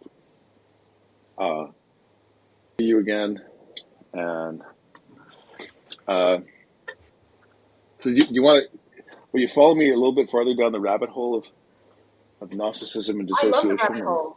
Yeah, I love it. Okay, so in the 1950s, Aldous Huxley, he wrote what was that? A Brave New World, of course, Yep. right? He was a travel writer, And I'm just but going to he say, wrote for anyone this. listening, A Brave New World, if you want to know a prediction of trans, you have to read Brave New World. It describes what's going on today. Yeah, he wrote a book in the 50s called The Doors of Perception. Yeah. And Jim Morrison took the name of the band The Doors from Huxley's book. And Huxley Isn't was that? traveling in the psychic realm, and he was recounting his experiences with psilocybin, with magic mushrooms, and with mescaline, and some of the sort of awakenings that he was experiencing under guided um, psychedelic trips. This is very new in the West. So as a travel writer, he was traveling into these domains. The beatniks. Yeah, yeah, he was kind of pre-beatnik, and I think he was more That sort of intellectual than. philosophical underground. Yeah, and in his book, he observed that we have, with electric lights and with running water and with heat in our homes, we've disconnected from reality, and he You take speculated that man out of human nature. beings. Yeah. Yeah, he speculated that at one time human beings had valued gemstones so much because they had this magical sort of refractory property. There was luminescence to them in some capacity. They shone brightly, but with all this replacing of what we once revered like stars and the night sky, we now have gas lights in his time and the beginning of electric lights and the full Yeah. infrastructure, and we disconnect from nature. So we've entirely disconnected from nature in what are known as the Gnostic Gospels. I always think of a text called the Asclepius. It's mid first century. Um, it's a conversation between an individual and the god Hermes. So I said I'm a hermit. The god Hermes is the Hermetic. patron of that. Yeah, hermetic. It means looks within. Um, and the Hermes is guiding this individual who's crying out, "Oh, mind of mine!" And he's trying to understand his subtle self, and he's learning as we kind of read through this text that there are 7 rays, or there's 7 types of energy that has different personalities in the sort of sacred domain. But there's also evil spirits, or Mm-hmm. there's dark influences that we have inside us. And one of his big questions is like, who do I listen to? I know there's these different parts of myself, Yeah. How do I know I'm listening to the voice of God? How do I know this is gnosis and not being misled? Yeah, And Alexander, and the I first, can never say his last name, but he said the same thing, that in man there is absolutely good and evil, and it can be accessed yeah, at different times. yeah. And so this isn't the text is called the Poimandres.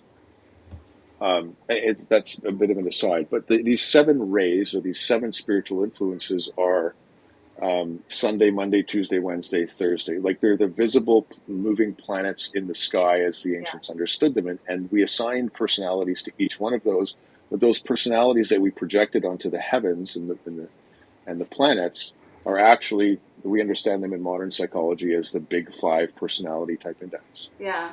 It's openness and Getting unity. conscientiousness and aggression, extroversion, and agreeableness. Neuroticism, is And that one of them? neuroticism is the last one, right? And they correspond to the planets. Jupiter is openness and growth. Conscientiousness is the structure of the myths around Saturn, Chronos and time and order and all of those things. And extroversion is aggression, or Mars, or Aries, the god. So we personified these things, and we understood in mythic terms the constituent parts of ourselves. Yeah.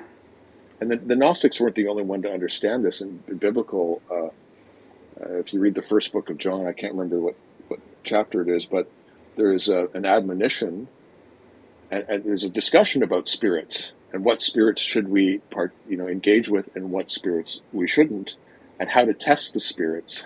So these And are the just spirits parts of being ourselves. parts of ourselves, the spiritual parts of ourselves. Yeah. Right. So the Gnosticism or Hermeticism and this gnosis, as I understand it, is to understand within the self our connection to the voice of God, and that is a direct birthright that we all have. And through that process, we integrate, and in some cases confront. We would confront and integrate some of these destructive parts of ourselves to continue to purify our souls. You've just described the goal, almost the goal of every single religion and every single spiritual philosophy. Correct. It's almost Yeah. every single one. Yeah. Anyway, that's a bit why I bristle when people talk about Gnosticism as this being a Gnostic cult, because if it is, it's a completely bastardized understanding of what Gnosticism, what Hermeticism, what But the direct spirituality does knowledge. that too, though. Like what you're describing is the ultimate aim, right? Like spirituality is about self-development, but through all spiritual traditions, you have bastardizations, whether it's Christian, whether it's Muslim, whether it's Gnostic, Hermetic. Yeah. All of these can be bastardized into something that's actually quite destructive, which is the duality of man, right? It's the good and evil. Yeah. Which one are you going to follow? Well, I think where my thoughts are going is that we live in a fallen world, and that's a common thread in the Abrahamic we go in religions cycles, don't and we? Human. and in Gnosticism. Yeah. And I think part of the fall, if I tie back to Aldous Huxley and the Doors of Perception, is that at one point not that long ago, like my mother grew up in a fishing village, and tide and time wait for no man. Yeah. Right. The moon cycles are tide. They are the tides. Okay. The cycle of the moon is the ocean tide, and fish migrate based on the tides, and they mate and they procreate based on the moon cycles related to the tides. And birds do as well. Well, human females as well. Yeah. To the monthly cycle, right, is tied to the moon, and we for tens of thousands. Yeah, for tens of thousands of years, as agrarians, we had to create a calendar. We had to understand when to plant the seeds, when to water the seeds, when to harvest, the plants. We had to understand the cycles of animal husbandry and growing our flocks and all of the around us, and we were embedded within that environment, and we have dissociated. That's our humanity. Well, humans today must understand Excel. Right, and we live That's in the these skill that you need boxes. today. Oh, whatever. Concrete, concrete boxes in the sky, like 16 floors off the ground with concrete walls, and we live by Most of us lights in the that we West, turn on. we have bullshit jobs. Most people in the West kind of have these detached, what they call bullshit jobs. Yeah, Hmm. yeah, you're right. So this dissociation from our real connection to nature, and metaphysically, okay, I'll go metaphorically because some people object to this idea of a goddess, but the earth is, Mother Earth, and our connection to Mother Earth has been severed Well, largely. even in the sciences, so in conservation and ecology, Gaia theory is a valid scientific theory based on the concept of Mother Earth and it's homeostatic cycles, right? That's a valid science that you study the cycles of the Earth and how Yeah, they work together. and here's where we have this in the subtle realm, like we talk about this in academia and philosophically speaking, but physically we're disconnected. Yeah, Right? So some things are in the psychic realm that need to be in the physical realm, and some things are in the it's physical upside realm that need to down. be in the psychic realm, right? And our loss of integration, if we could all understand that the part of our development is that integration of masculine and feminine, the integration of conscious and unconscious, the integration of mind and matter, um, and we can get our categories correct, um, then you know, Do I you think maybe that's I why what you're describing? Maybe that's why there's such division and disconnection because we're disconnected from the things that should be yeah. physical and the things that should like the inversion. So the spirit is kind of trying to find who's at fault for this. But because we live in this these cities, these boxes, this enclosed non-natural spaces, and we're trying to find what the problem is. And so, for example, with feminism, they're like, it's all the men's fault, it's all this fault, it's all that Right. fault, right? Yep. Instead of actually kind of reconnecting with what is natural for a human being, what is spiritual for a human being. I don't know if I'm explaining this Yeah. very well. No, it's very true. Our disconnection leaves us with a hole Yeah. in You in know our something's lives. wrong. You know It something's creates anxiety. Yeah, we do know something's wrong, and we're trying to plug in to something that alleviates the suffering, the anxiety, the But ultimately, it doesn't alienation. relieve anything. It's just causing that disconnection is still causing more problems. And we're so convinced. Like I'll use feminism as an example as well. So I am not a feminist. I will tell everyone this. I think it's absolute trash. But the idea getting into women's heads that we have all this anxiety about society and it's clearly all the men's fault. And if we just get rid of all the men and put the men down and become these horrible abusers ourselves, we're going to free ourselves from this horrible oppression that we're experiencing. But ultimately, all that's going to do is cause more problems in the long run. It's just going to exacerbate that anxiety, exacerbate the destruction of stability, right? Well, I really think a large part of feminism is rejecting womanhood, right? As well as rejecting men as a cause of so-called problems, but rejecting the the goddess that women embody. Right? Every woman embodies the goddess. This is the reproductive cycles. Women are powerful in a bunch of ways that men just aren't. So we're different, and that's the Um, thing. This is why I'm not a feminist because I feel like maybe it's because I've been lucky. I've known lots of good men. In fact, you're one of them.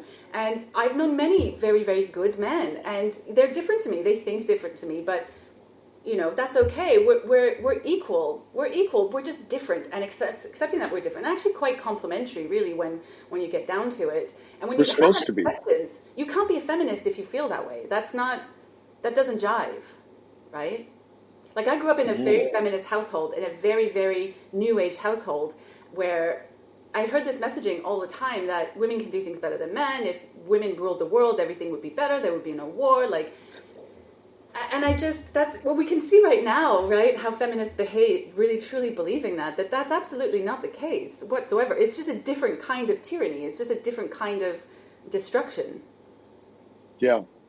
A lot of it, I believe, ties back to that alienation that we have from the cycles of life, like the cycle of moon, cycle of tide, the cycle of the growth of plants and Yeah. animals, and I see No, the point I feminists want to make is that as the point I just wanted to make with the feminism, which I forgot, is that you're right, they do reject femininity because it's the idea. So with my mother in particular, the 80s shoulder pads, I'm going to be a boss lady. It's that whatever a man can do, I can do better. So I'm going to reject all the things that maybe are natural to me, and I'm going to be the best man that I can be, right? Yeah. And it doesn't, it's not comfortable. No. I'm disagreeing with you, I guess. Parallel to the development of and the growth of feminism was reproductive control. Yes. And reproductive control has afforded us incredible advantages as a species, but it's also alienated women from their own biology. Because when you chemically control, fertility cycles, it changes us, and it That's removes. a difficult one for me, because like on the one, I see both sides of this. On the one hand, yeah, you're absolutely right, but on the other hand, it does afford women like me, for example, the opportunity. Because I'm kind of nerdy. I like going down rabbit holes. I don't necessarily. I'm not the most. I'm a loving mother, but I'm not the most. I don't know, the stereotypical soft mother that's really understanding and always says the right thing, and like.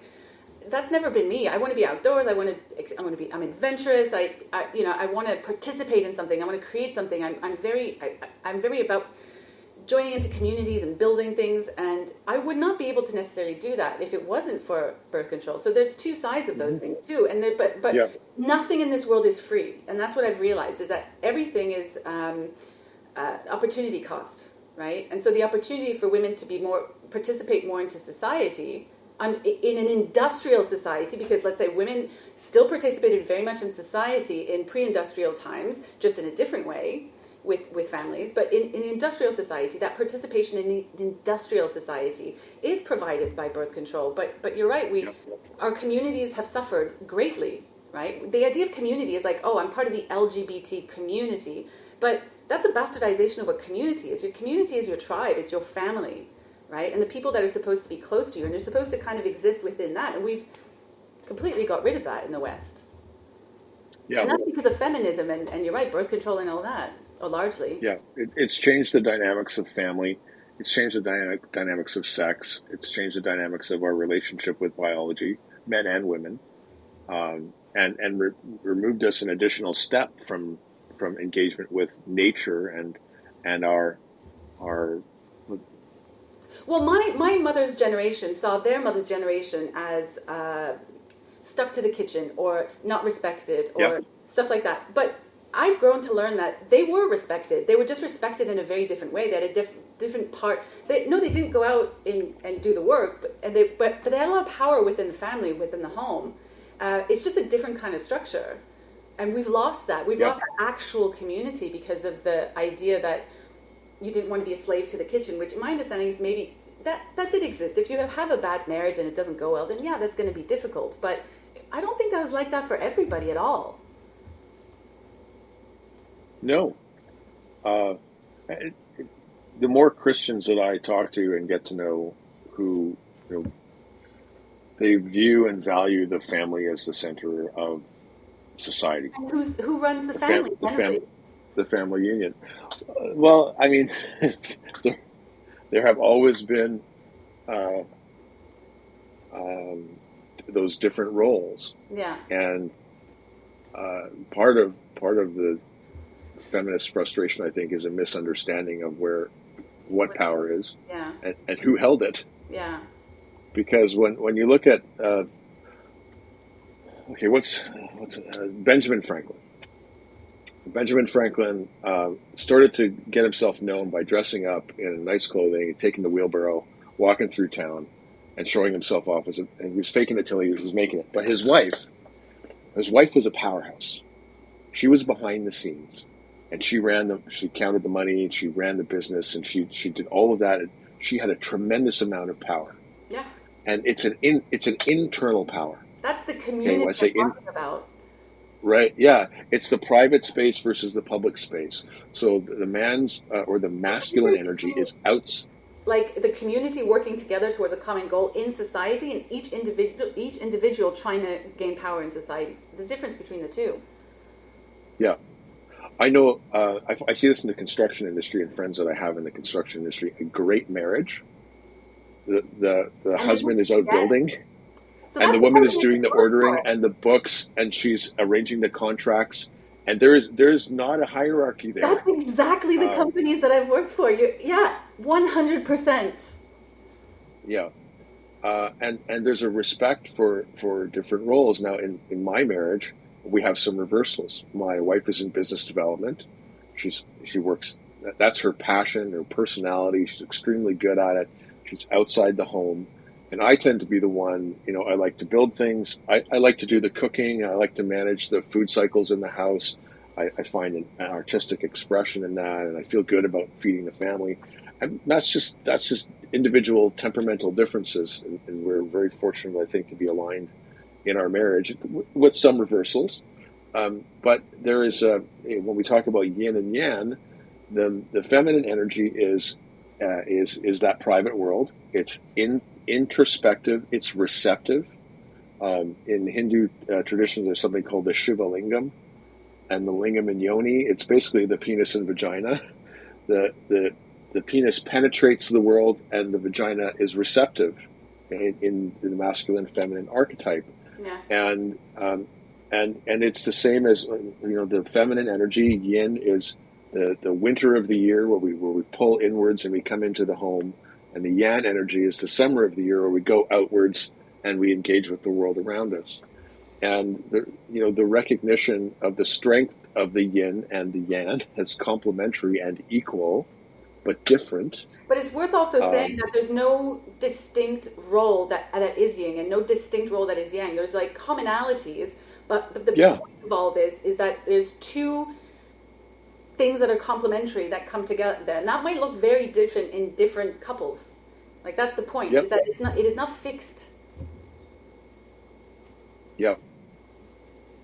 Um, anyway, that's feminism tries to rearrange that Well, what it and tries to and do is make it tries to say this is what a woman is, this is what a man is, and yeah, create that, artificially create those boundaries, right? Rather than allow that to be fluid within society, right? Be more spiritual, I guess.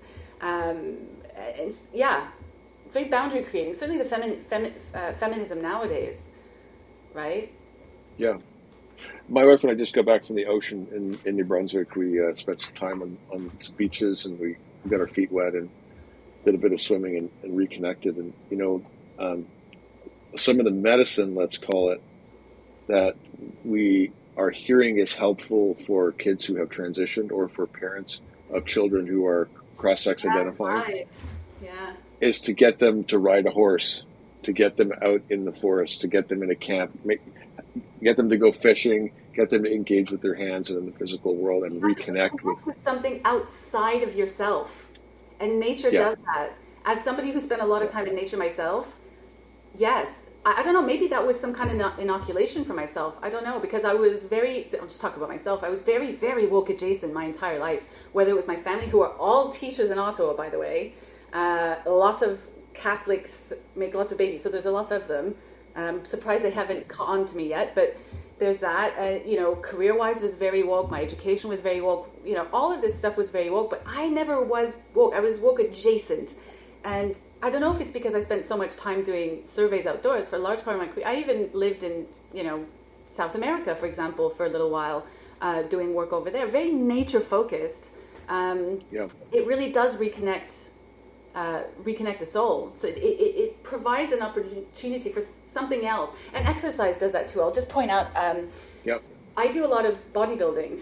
And it makes you look nice or whatever. But one of the things that it really does is that it's very stoic in the way that you are focusing outside of yourself on the pain. And it really refocuses the mind, right? You're I don't know how else to describe it. Yeah, it's just a complete refocusing of what's going on. And that effect will last for many, many hours and sometimes days afterwards. And if you do it regularly, it's almost like a meditation, right? Because it's all in the yeah, mind. You have to really push through difficulty when you don't want to go, even getting up and going to the gym, or even starting that thing when you don't want to. Doing those things, anything that will take you outside of yourself into something else. It's super helpful. Yeah.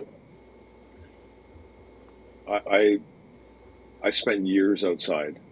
Uh, I planted 400,000 trees during it when I was going to university. You're lucky. I So I always lived wanted in to do northern. that. Yeah. I My boss's every daughter tree does that planter. right now up in the north. Yeah, every tree planter has mixed emotions about planting trees. She loves But I it. lived in a tent. If I add up the number of days I lived in a little two-person tent, it's over a year, a calendar year of days I bet there's a lot of over the course mosquitoes too. of five. So lots of mosquitoes. But you get up with the sun and you're connected to the seasons and you're outdoors. And I was also a rock climber and a skier and a cyclist and all of that stuff is it You're out when connects you to the do a lot of that. body and You're not in your head as yeah, much. that's right. Connects to the body, connects to the outdoors, and connects to some states of being that all those mystical traditions seek after, which is modern language is called flow state. Yes. And when Yes. you get into your workout and you get a runner's rush or you zone out when you're on a bicycle or like there were hours, long hours that just disappeared planting trees because it's repetitive and the mind just kind of goes blank and you become part of what you're doing and engaged with the environment around you And um, you you know feel th- spiritually fulfilled at the end of the day. There is yeah, nothing that is, okay, so normal life, you're at home, you go to work, you come home, you go to bed, sometimes things are mulling over in your head, and we all have that. But when you're doing those activities, like tree planting or whatever, you have filled your spiritual self so much that by the end of the day, you don't have any of those worries. They don't exist within you. You just are. You just exist. You're around the campfire, having no worries. You're making your day. You're not even thinking about it. You just are. And I don't get that eventually. feeling here in society, as it were. Yeah, Well, not a often. lot of those things are cathartic as well. So I did a lot of my abuse recovery through those activities. Um, like when you're engaged in that repetitive motion, mindless, and where you can get into flow state, stuff comes up, Oh, and I feel like I processed a lot of my upbringing during those. but it comes We're up in a planting safe trees, way, right? Tova. It's not overcoming because you're busy doing something. It's like a safe processing. Yeah, well, I mean, when you're yelling at the top of your lungs in the middle of a forest in northern British Columbia, no one can hear you. I mean, it's safe to do that. Yes, you it know, is. uh, and those sort of healing and transcending opportunities come along, and sometimes they just disappear. The more time you spend in flow state, connected with your body, engaged in the oneness of whatever activity we're engaged in, the less power those other, let's call them, dark spirits have over us. Yeah, I definitely experienced what you're talking about. Climbing mountains, actually. Um, Mm, Going up mountains because it's so difficult, and it's an entire day, right? You get up at 4 in the morning and you go up a mountain. So Britain actually has a surprising amount of mountains. They're not the Himalayas, but I hmm spent a lot of time climbing them, and they're very fun to climb because they're not too steep. Steep enough to be hard, but you can do it without equipment. And yeah, those were the times that I experienced what you're talking about, really, because you are really focused going up that thing that you cannot be thinking. hmm Well, you just can't be thinking about anything else. And by the time you get up there, it's like a absolute release. Yeah, that's a religious experience, and one you don't need God for. I mean, we might say that comes from God, but that's a religious. And it's Um, addictive. The first time I went up a yeah, mountain and I had absolutely. that, and it was so, and I was like, why am I doing this? This is so hard. Oh my God. And you're like kind of mad at yourself while you're doing it. But the minute you get up there and you see Yep. that view and you sit down and all of that exercise in your body sort of spills out into absolute relaxation, and you feel one with, because I go with other people, so one with the people that you're with, and everybody's laughing, and it becomes really addictive, right? Yeah. So I ended up doing that several times. I haven't done it in Canada since I've been here, but yeah, well worth recommending for anybody who's going through something difficult in their lives. Those kinds of activities for sure. Reconnect. Yes, Connect reconnect. with self.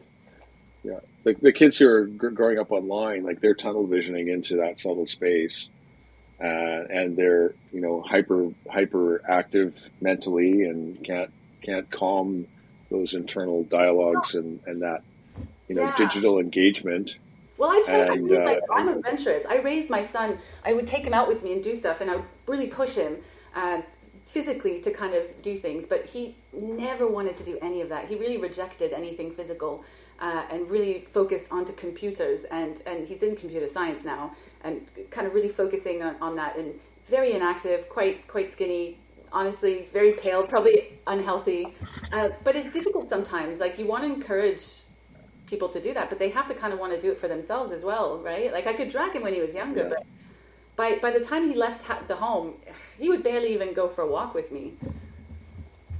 So yeah, there's only so much you can do. indeed. Anyway, I think this is probably a good spot to end the conversation. I think. What do you think? We've covered a lot of ground. Yeah, we did. I always like talking to you for that reason, though, because it's like going on tangents about stuff, which is super fun. Yeah, there's a lot of I gotta boil down from the tangents now and put a statement of principles on paper, see if we Do can you get some actually have? coalition Do coming you have together.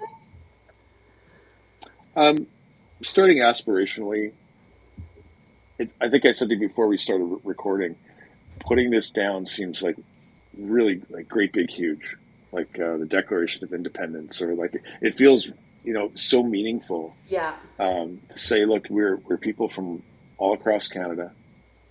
We have very different views, come from all walks of life, religious backgrounds, political affiliations, and we know that there's infinite things we could disagree about.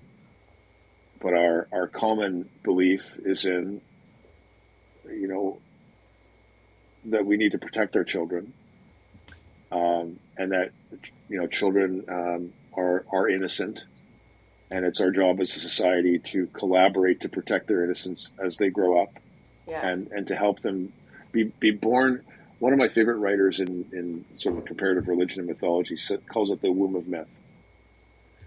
And we're born from the physical body, but human beings are really slow to develop, like the Mm. slowest, right? We can't even walk for a year, Of all the animals. dependent on mom, dependent on family, you know, um, and um, and then we develop through a second womb, according to this writer, the womb of myth, and a religion provides us with that field of myth that we're embedded in.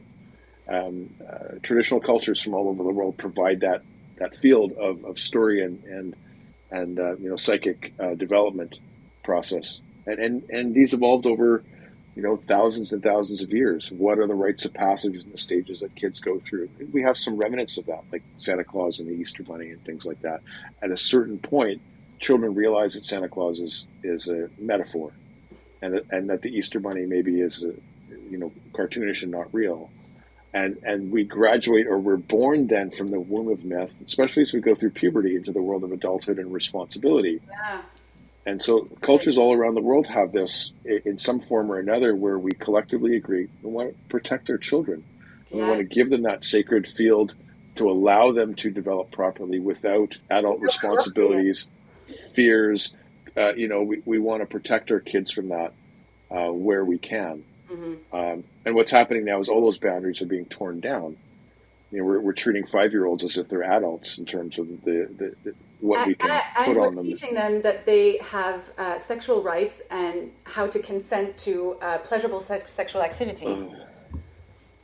Yeah, it's baffling, and I think those are some of the common threads that we have, regardless of our disagreements. I think most humans agree to It, those principles, sure. yeah, and that's why maybe it feels so cosmic, so sacred in trying to think about these things. Is like what are our most fundamental and cherished beliefs about that we can all agree on about raising kids Yeah, because and if you're not protecting our even into children. the traditional family, most people are still going to be for protecting children and raising them as fully and positively as possible.